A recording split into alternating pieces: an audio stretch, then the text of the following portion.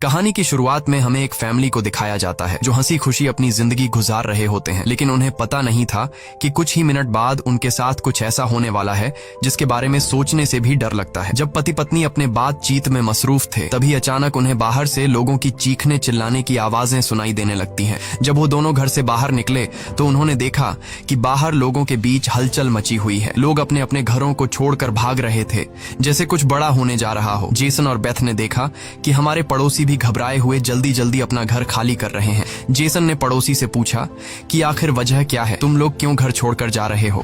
लेकिन वो लोग इतने जल्दी में थे कि उन्होंने जेसन की बात का कोई जवाब नहीं दिया। वहीं उन्होंने देखा कि पड़ोसी का बेटा भी अपना सामान पैक कर रहा है। जेसन ने जब उस बच्चे से पूछा कि तुम लोग कहाँ जा रहे हो, तो उस बच्चे ने जवाब दिया कि मेरे पापा का एक दोस्त गवर्नमेंट ऑफिसर है। उन्होंने कहा कि एक बहुत ही जहरीला वायरस फैल चुका है जो एक नॉर्मल इंसान को मॉन्स्टर में बदल देता है। लेकिन तभी वहाँ उस बच्चे की माँ आ गई और उसे पकड़कर वहाँ से ले जाने लगी। जेसन ने उससे पूछा कि आखिर ये बच्चा किस वायरस की बात कर रहा है, जिस पर इस बच्चे की माँ ने कहा कि अभी बताने का वक्त नहीं है, अपनी वाइफ और बेटी को लो और इस शहर से जितना हो सके दूर निकल जाओ। ये सुनकर जेसन और बेथ बहुत ज्यादा घबरा गए। उसके बाद जेसन बिना सोचे समझे अपनी फैमिली को गाड़ी में बिठाकर शहर से बाहर ले जाने लगता है। मगर रास्ते में उन्होंने देखा कि जो पड़ोसी भाग रहे थे वो वापस लौट रहे हैं। ये देखकर उन्हें और भी अजीब लगने लगा। आगे जाकर ये लोग ट्रैफिक में फंस जाते हैं। जब जेसन और उसकी फैमिली गाड़ी से बाहर उतरे तो उन्होंने देखा कि शहर से बाहर निकलने वाला अकेला रास्ता पुलिस ने बंद कर दिया है। आसमान में यहाँ वहाँ हेलीकॉप्टर्स पहरा देने लगे। लोगों को बताया जाने लगा कि शहर में एक जहरीला वायरस फैल गया है और तुम लोगों को जल्दी से घर वापस लौटना चाहिए। ये बात सुनकर जेसन को कुछ अजीब लगा कि जब शहर में वायरस फैल गया है तो लोगों को शहर से बाहर निकालने के बजाय उन्हें शहर में ही क्यों रहने को कहा जा रहा है। तभी अचानक पास की पहाड़ से एक बड़ा सा पत्थर उनके कार पर आ गिरा। ये देखकर वो लोग बहुत ज्यादा घबरा गए। पहाड़ हिलने लगा। तभी उस पहाड़ के पीछे से दो मिलिट्री के फाइटर जेट्स निकलकर शहर की तरफ बढ़े। वो दो फाइटर जेट्स पूरे शहर पर बमों की बारिश करने लगे, जिससे पूरा शहर राख में बदल गया। जेसन की वाइफ बेथ को फौरन समझ आ गया कि अगर वो पुलिस की बात मानकर घर लौट जाते तो उनका अंजाम बहुत बुरा होने वाला था। उसके बाद वो फाइटर जेट्स सड़क पर मौजूद लोगों की तरफ बढ़ने लगे। ये देखकर सभी लोगों में हलचल मच गई। अब सबको समझ आया कि गवर्नमेंट उन्हें मारना चाहती है। सभी अपनी जान बचाने के लिए यहाँ वहाँ भागने लगे, पर जेसन और बेथ को समझ आया कि वो कहीं भी भाग लें, वो फाइटर जेट्स उन्हें मारकर ही रहेंगे। तभी बेथ ने पीछे मुड़कर पहाड़ पर एक स्कूल देखा और उसे लगा कि बचने के लिए वो जगह बेहतर रहेगी। जिसके बाद जेसन, बेथ और जोई को लेकर स्कूल की तरफ पहाड़ पर चढ़ने लगे। पीछे ब्रिज पर मौजूद लोगों पर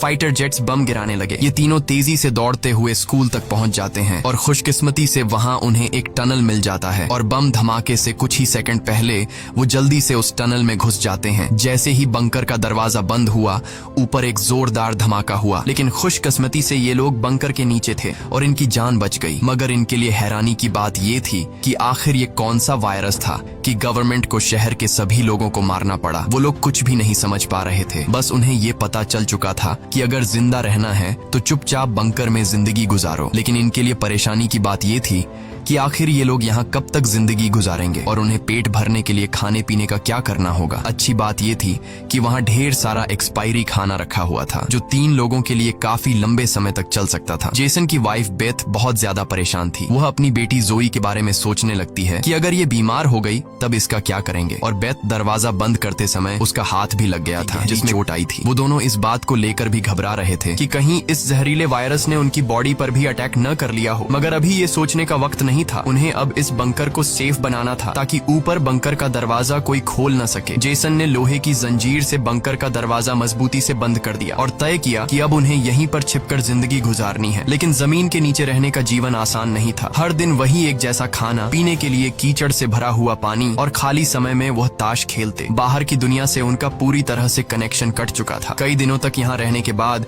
वो लोग बहुत ज्यादा इस बंकर में तंग हो चुके थे। लेकिन वो क्या करते? अगर ऊपर जाते तो उनकी जान नहीं बच पाती। इस जीवन ने जेसन के परिवार को मानो इस दुनिया के अंत का एहसास दिलाया। जोई ने अपने पापा से पूछा, पापा हम यहाँ कब तक रहेंगे? जेसन के पास इस बात का कोई जवाब नहीं था। उसने अपनी बेटी से बस यही कहा, जब बाहर वायरस चला जाएगा तभी हम बाहर जाएंगे। वो अपनी बेटी की आंखों पर उंगलियां रखकर बाहर की दुनिया उससे इमेजिन करवाता है। इस तरह से दिन गुजरते गए और फिर महीने। उन्हें नहीं पता था कि बाहर निकलने के इंतजार में उन्हें यहाँ इस बंकर में 300 से भी ज्यादा दिन गुजर चुके हैं। जोई अपनी माँ की बनाई हुई पेरिस्कोप से बाहर की दुनिया को देखती है। बाहर 4 चारों ओर बस तबाही का मंजर नजर आ रहा था, जैसे ये पूरी दुनिया जलकर राख हो गई हो। वहाँ किसी भी इंसान का नामो निशान तक नहीं था। ये सब देखकर उस छोटी बच्ची को लगने लगा कि शायद हम इस दुनिया के आखिरी बचे हुए लोग हैं। माँ ने उसे दिलासा दिया कि तुम ऐसा मत सोचो, शायद तुम्हारे दोस्त भी हमारी तरह कहीं छुपे हुए हों। अब रात हो चुकी थी और डिनर का समय हो चुका था। उनके पास अब खाना भी कम बचा हुआ था, इसीलिए वो तीनों थोड़ा सा खाना खाकर काम चला रहे थे। लेकिन आज जोए की जिद पर उसे पूरा एक कैन का डिब्बा दिया गया। जोए ने जब टिन का डिब्बा खोला तो उसने देखा कि टिन का डिब्बा अंदर से खाली है। इस डिब्बे के पीछे की तरफ एक छोटा सा छेद था, शायद कोई चीज इसमें से खाना चुरा गई थी। बेथ ने सारी बची हुई डिब्बों की जांच की तो पता लगा कि पूरे 12 डिब्बे खाली थे। ये देखकर वो बहुत ज्यादा परेशान हुए, क्योंकि ये तो उनके 2 हफ्तों का राशन था। बेथ ने वेंटिलेशन जाली की तरफ देखा और अंदाजा लगाया कि शायद कोई चूहा अंदर आकर खाना ले गया। बेथ ने कहा कि अगर ये चूहा है तो इसे जल्द मारना पड़ेगा, नहीं तो ये हमारा सारा खाना बर्बाद कर देगा। बेटी के उदास चेहरे को देख जेसन ने उसे दिलासा दिया कि छोटी छोटी बातों से परेशान मत हो, अगर खाना खत्म हो भी गया तो मैं ऊपर जाकर कुछ सामान ले आऊंगा। अगले दिन जब जोई अपनी माँ के साथ ब्लॉक्स में खेल रही थी तभी पीछे से हल्की सी आवाज आई। जोई ने जब पीछे मुड़कर देखा तो एक चूहा फिर से टिन फूड चुराने घुस आया था। इससे पहले कि वो चूहा भाग जाता, जोई ने फौरन अपने पेरेंट्स को बुलाया। आज उन्हें इस चूहे को हर हाल में मारना था। जेसन गुस्से में चाकू निकालकर उसे टुकड़े टुकड़े करने के लिए आगे बढ़ा, लेकिन वो छोटा सा चूहा बहुत तेज निकला। वो जेसन के वार से खुद को बचाते हुए निकल भागा और टेबल पर रखी लालटीन को भी गिरा दिया। जैसे ही वो अपने बिल में घुसने वाला था तभी बेथ ने अचानक झपटा मारा और चूहे को मार दिया। वो सब चूहे को मारने की खुशी मना रहे थे कि दूसरी तरफ लालटीन के गिरने से धीरे धीरे आग बढ़ने लगी। जेसन दौड़कर उस लालटेन को बंद करने लगा, लेकिन वो लालटेन बहुत गर्म था, जिससे जेसन का हाथ जल गया और लालटीन का शीशा फटने पर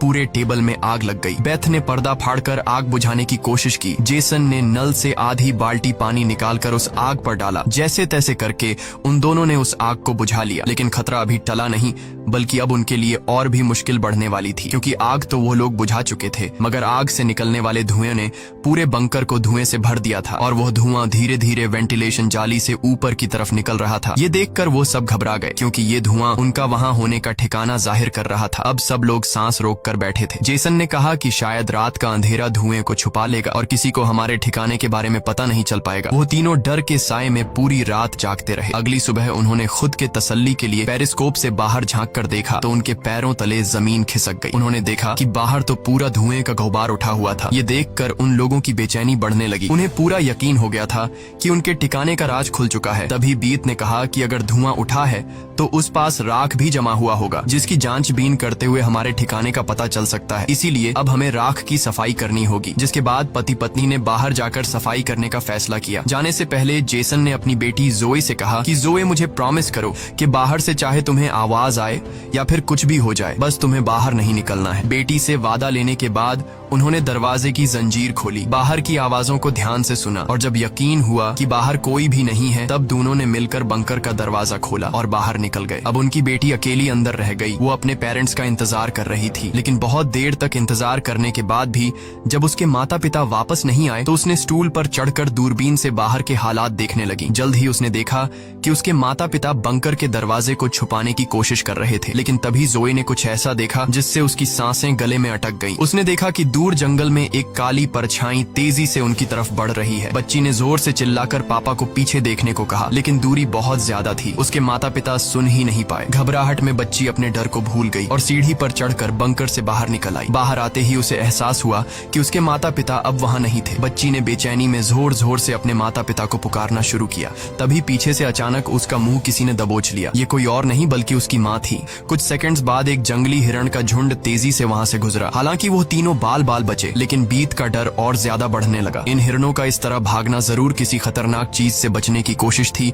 सबको खतरे का अंदाजा हुआ और वो तेजी से वापस बंकर की तरफ भागे और बंकर के अंदर घुस गए। जेसन ने लकड़ी की पट्टियों से बंकर का दरवाजा बंद किया और लोहे की जंजीर से उसे कसकर बांध लिया और सबको बिल्कुल खामोश रहने का कहा। तभी उन्होंने ऊपर से कदमों की धीमी आहट सुनी। ऐसा लग रहा था कि जैसे कोई बंकर के दरवाजे की तरफ आ रहा हो। वो कई मिनटों तक लगातार बंकर के ऊपर इधर उधर घूम रहा था। ये तीनों आहिस्ता कदमों से बंकर के दरवाजे से हटकर आगे की तरफ जाने लगे और शायद अब तक ऊपर जो भी था उसे भनक नहीं लगी थी कि नीचे बंकर में कोई है। डर के मारे जोए रोने लगी। बीत उसे चुप कराती है और कहती है कि अगर आवाज बाहर तक गई तो सब खत्म हो जाएगा। पाएगा। वो तीनों धीरे धीरे बंकर के दरवाजे से काफी आगे बढ़ चुके थे। वो बंकर के दरवाजे से इसलिए आगे बढ़ रहे थे कि अगर कोई ऊपर से बंकर का दरवाजा खोल भी दे तो नीचे उसे हम नजर नहीं आए। लेकिन तभी जोई ने जो गुड़िया हाथ में उठाई थी उसकी रस्सी एक स्क्रू में फंस गई। वह स्क्रू धीरे धीरे ढीला होने लगा। ये देखकर जेसन और बीत की सांसें अटक गई, क्योंकि वह रस्सी गुड़िया में लगी आवाज के स्विच से जुड़ी थी। इससे पहले कि वह कुछ कर पाते वह स्क्रू एक झटके से निकल गया और उसी पल तेजी से गुड़िया के अंदर से आवाजें आने लगी। जेसन ने फौरन उस गुड़िया को चीर डाला और उसके अंदर स्पीकर को तोड़ दिया। लेकिन अब बहुत देर हो चुकी थी। ऊपर जो चीज उनका पीछा कर रही थी उससे उनकी भनक लग चुकी थी। अचानक ऊपर से जोर की टक्कर की आवाज आई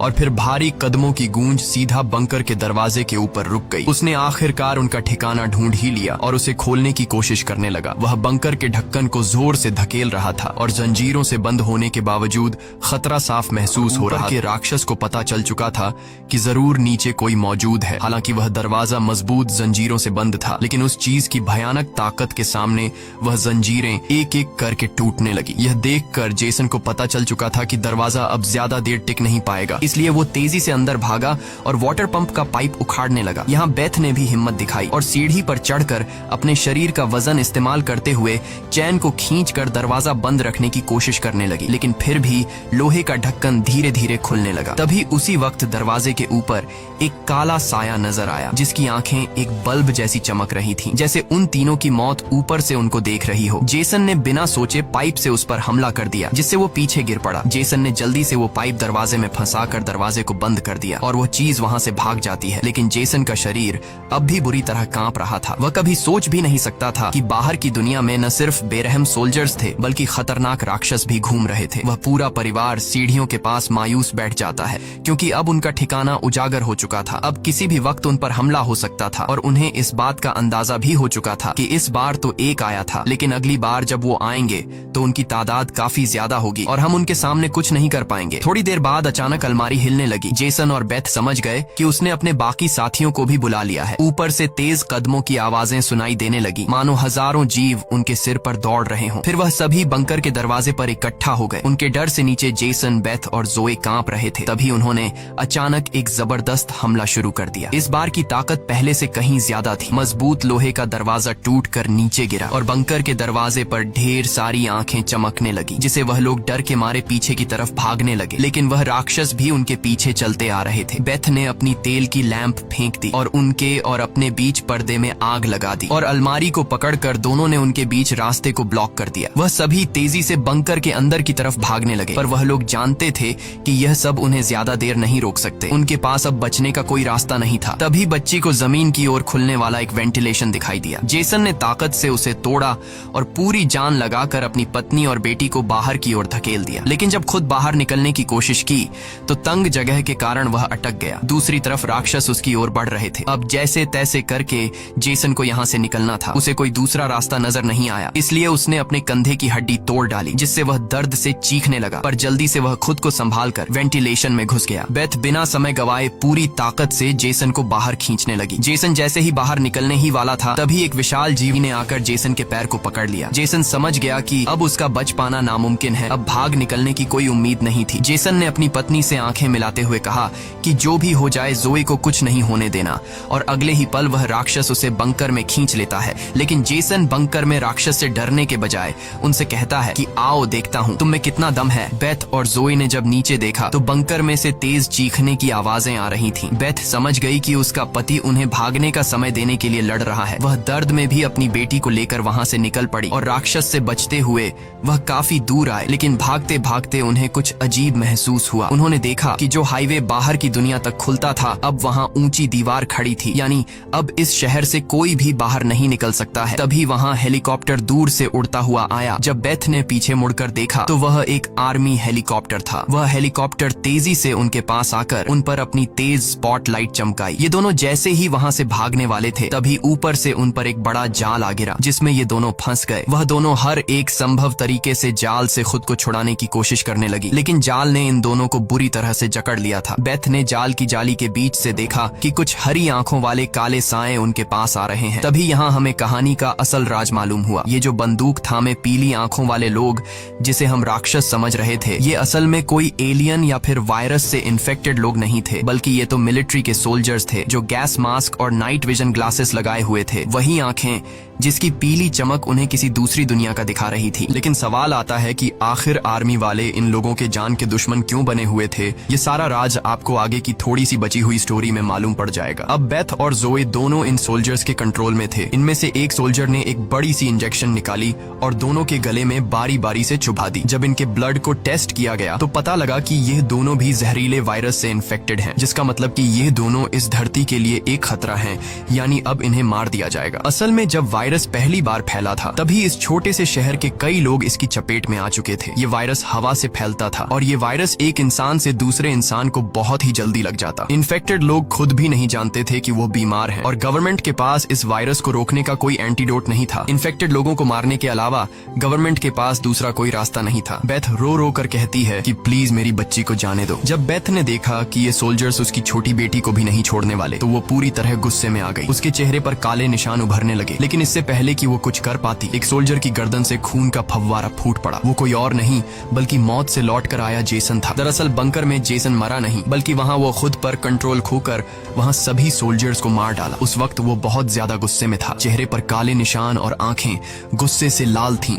और उसके जिस्म की ताकत कई गुना बढ़ चुकी थी और साफ दिख रहा था कि वो अब पहले वाला जेसन नहीं बल्कि वह एक अलग रूप में दिखाई दे रहा था। वो सोल्जर्स पर झपट झपट कर उन्हें मारने लगा, लेकिन वह गर्म हथियारों की गोलियों को नहीं रोक पाया और जमीन पर गिर गया। जब वो सोल्जर बेथ और जोई की तरफ बढ़े तो वह दोनों जाल तोड़कर भाग चुकी थीं। सोल्जर्स उन्हें यहाँ वहाँ ढूंढने लगे, लेकिन उन्हें ये अंदाजा नहीं था कि बेथ भी एक राक्षसी रूप में बदल चुकी थी। उसने जोई को एक कार के अंदर छुपा दिया और खुद उन सोल्जर्स से लड़ने लगी। उसने कई सोल्जर्स को मार गिराया और फिर खुद भी गोली लगने से कार की पर गिर पड़ी। अंधेरे में छुपी उसकी बेटी ने ये सब देख लिया। अपने माता पिता की हालत देखकर वह भी गुस्से में आकर अपना आपा खो बैठी। एक छलांग में उसने एक सोल्जर को गिराकर उसका मास्क तोड़ दिया और उसे मारने ही वाली थी कि बेथ ने समय रहते उसे रोक दिया। वो नहीं चाहती थी कि उसकी बेटी भी एक दरिंदा बन जाए। बेथ ने उसे शांत किया। धीरे धीरे लड़की की नसों की हरियाली गायब हो गई और वो फिर से इंसान में बदल गई। लेकिन सोल्जर की किस्मत इतनी अच्छी नहीं थी। उसका सेफ्टी मास्क टूट चुका था और वो धीरे धीरे वायरस से इन्फेक्टेड हो गया। दूसरी तरफ जेसन की हालत बहुत गंभीर थी। उसने बेटी के चेहरे को देखकर अपने हाथ की 2 उंगलियां उसकी आंखों से फेरी और जेसन ने हमेशा के लिए आंखें बंद कर लीं। उसी वक्त एक और हेलीकॉप्टर आ गया। बेथ अपनी बेटी को लेकर भागी। कबाड़ के ढेर से गुजरते हुए वो एक सुरंग में घुस गए। तभी वहाँ एक रोशनी उनकी आंखों पर पड़ी। देखने पर पता चला कि सामने वही पड़ोस का छोटा लड़का था जिसे हमने कहानी की शुरुआत में देखा था। फिर ये दोनों उसके पीछे चल पड़े। वो लड़का उन्हें एक गुफा जैसी टनल में ले पहुंचा जहाँ उस लड़के के माता पिता और भी कई सारे लोग छुपे हुए थे। असल में वहाँ उनके जैसे ही वायरस से इन्फेक्टेड लोग थे। जिंदा रहने के लिए वो सभी अंधेरे में चूहे जैसी जिंदगी गुजारने पर मजबूर थे। ये वायरस खतरनाक जरूर था लेकिन जानलेवा नहीं। ये वायरस इन्फेक्टेड इंसान के जिस्म पर तब ज्यादा जोर करता जब वो डर जाता या फिर गुस्से पर काबू नहीं रख पाता। लेकिन असल में उन लोगों ने खुद पर काबू पाना सीख लिया था। वो लोग शहर के सोल्जर्स को राक्षस समझते थे लेकिन असल में वो खुद राक्षस थे। इसी के साथ ये कहानी खत्म हो जाती है। अगर वीडियो आपको अच्छी लगी हो तो हमारे चैनल को सब्सक्राइब और वीडियो को लाइक जरूर कीजिएगा।